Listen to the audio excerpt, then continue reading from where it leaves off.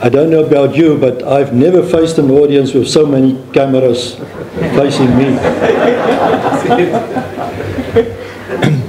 It's wonderful to be here with you. Thank you for joining us this afternoon for this discussion.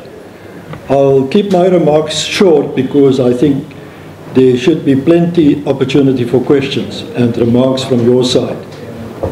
But I would like to add my congratulations to what you have achieved. You know, I don't think there's been a student movement in the world that has been so successful like you did last year. Think about it, you brought down the government that was in power for 17 years. And you did it unexpectedly. I don't think your fellow men in the country or people from abroad were expecting it. Mohammed and I were visiting Bangladesh, I think it was around about 2018. And at that stage it was pretty quiet. So when it happened last year, what you did, it was really a surprise to us. But you achieved a lot of accolades. Maybe you should be nominated for the Nobel Peace Prize at some stage. Because what you have done is to actually reset the country, to bring it back to its norms in terms of constitutionalism and the way forward. It's not been done yet, but you made it possible to start the process.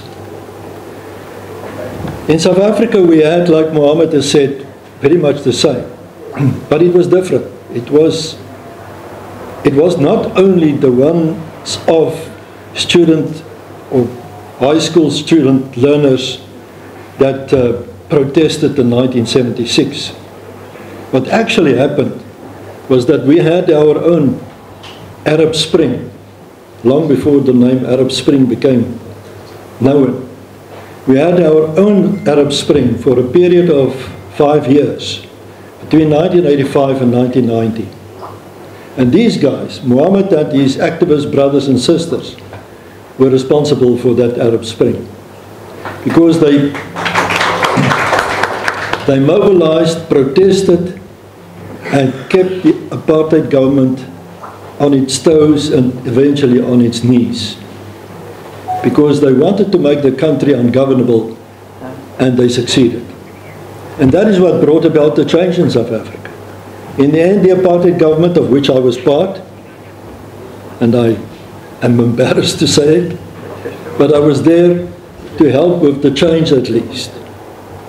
But through the process of unrest and protest and international pressure, we eventually had to give in and go and sit at the table. Once President Mandela was released from prison, we could go and sit together at the table and say, how do we take matters forward? And I think this is also part of the lesson for the way forward in terms of yourselves, for Bangladesh. The protests ended and we returned to the table together as former enemies, as opponents, to seek agreement on how the country should look in terms of the long term. And through the negotiations that followed, we drafted a constitution that became the beacon and the foundation for all of us today. That constitution is a model constitution, quite frankly, simply because we succeeded in learning from other constitutions in the world. Like Mohammed was referring to India. We came to India and listened to their state of democracy, and there are certain things in the Indian constitution that we actually embodied in our constitution. But similarly, we went to other countries around the world and we shaped the constitution for ourselves that ensured that all South Africans are accompanied on the way forward. So your task is not finished.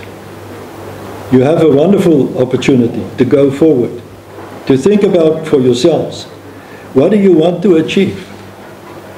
One way is to elect leaders, and I know you have been through a process of elections.